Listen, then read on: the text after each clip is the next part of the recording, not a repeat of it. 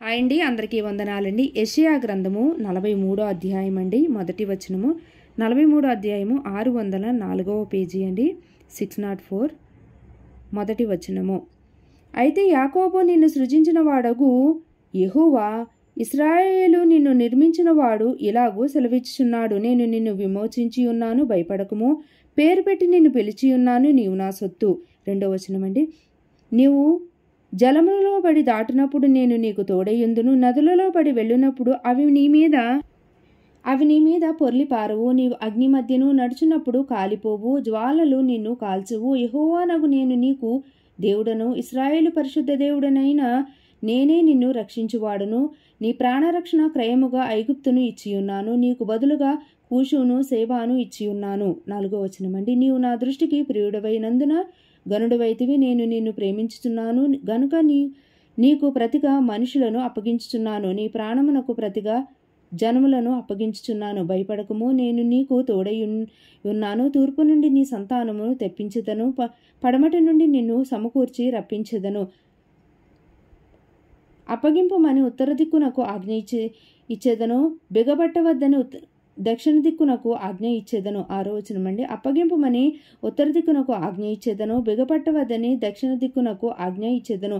దూరము నుండి నా కుమారులను, భూదిగంతముల నుండి నా కుమార్తెలను తెప్పించుము. నా కుమార్తెలను తెప్పించు. 7వ వచనం అండి. నా మహిమ నిమిత్తము నేను సృజించిన వారిని, నా నామము పెట్టబడిన వారందరినీ తెప్పించుము. నేనే వారిని కలుగజేసి తిని, వారిని పుట్టించిన వాడును నేనే. కన్నులుండి అందులైన వారిని, చెవులుండి బధిరులైన వారిని తీసుకొని రండి. సర్వజనులారా గుంపుగూడి రండి. జనములు కూర్చబడవలెను. వారిలో ఎవరు ఇటు సంగతులు తెలియజేయుదురు? పూర్వకాలమున జరిగిన వాటిని ఎవరు మాకు వినిపించుదురు? తాము నిర్దోషులమని తీర్పు పొందునట్లు తమ సాక్షులను తేవలెను, లేదా విని సత్యమే అని ఒప్పుకొనవలెను. 10వ వచనం అండి. మీరు తెలుసుకొని నన్ను నమ్మి నేనే ఆయననని గ్రహించినట్లు మీరును నేను ఏర్పరచుకుని నా సేవకుడను నాకు సాక్షులు. నాకు ముందుగా నీ దేవుడును నిర్మింపబడలేదు, నా తరువాత ఏ దేవుడు ఉండడు. 11వ వచనం అండి. నేనే యెహోవాను, నేను తప్ప వేరొక రక్షకుడు లేడు. ప్రకటించిన వాడను నేనే, రక్షించువాడను నేనే, దాని గ్రహింపజేసిన వాడను నేనే. ఏ అన్యదేవతయు నీలో ఉండి ఉండలేదు. నేనే దేవుడను, మీరే నాకు సాక్షులు. ఇదే యెహోవా వాక్కు. 13వ వచనం అండి. ఈ దినము మొదలుకొని నేనే ఆయనను, నా చేతిలో నుండి విడిపించగలవాడెవడనూ లేడు. నేను కార్యము చేయగా త్రిప్పివేయువాడెవడు? ఇశ్రాయేలు పరిశుద్ధ దేవుడను మీ విమోచకుడునైన యెహోవా ఇలాగు సెలవిచ్చి ఉన్నాడు. మీ నిమిత్తము నేను బబులోనుకు పంపితిని. నేను వారందరినీ పారిపోనట్లు చేసేదను. వారికి అతిశయాస్పదములగు ఓడలతో కల్దీయులను పడవేసేదను. యెహోవానగు నేనే మీకు పరిశుద్ధ దేవుడను, ఇశ్రాయేలు సృష్టికర్తనగు నేనే మీకు రాజును. సముద్రములో త్రోవ కలుగజేయువాడను, వడిగల జలములలో మార్గము కలుగజేయువాడను, రథములను, గుర్రములను, సేనను, శూరులను నడిపించువాడనగు యెహోవా ఇలాగు సెలవిచ్చున్నాడు. వారందరూ ఏకముగా పండుకుని లేవకయుందురు. వారు లయమై జనపనారు వలె ఆరిపోయిరి. మునుపటి వాటిని జ్ఞాపకం చేసుకొనకుడి, పూర్వకాలపు సంగతులను తలంచుకొనకుడి. ఇదిగో నేను ఒక నూతన క్రియ చేయుచున్నాను, ఇప్పుడేది మలచును, మీరు దాని ఆలోచింపరా?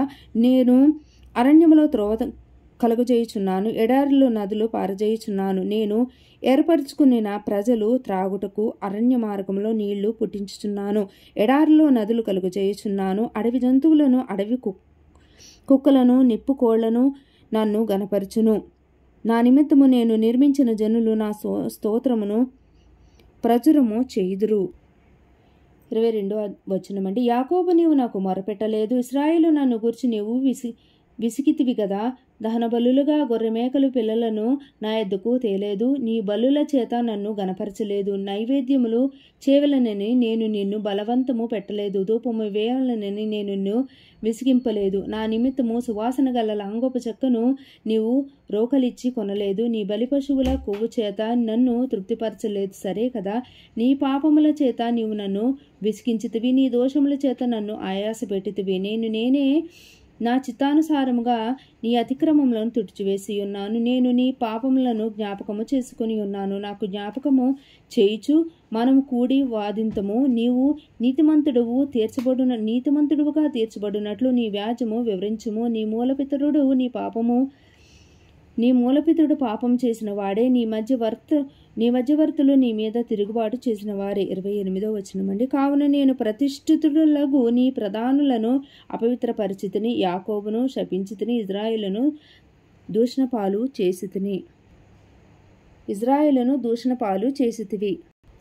ప్రతివారు ఏంటంటే లైక్ చేయండి, షేర్ చేయండి, కామెంట్ చేయండి. నెక్స్ట్ అధ్యాయం 44వ అధ్యాయం అండి, యెషయా గ్రంథము. ఓకే అండి.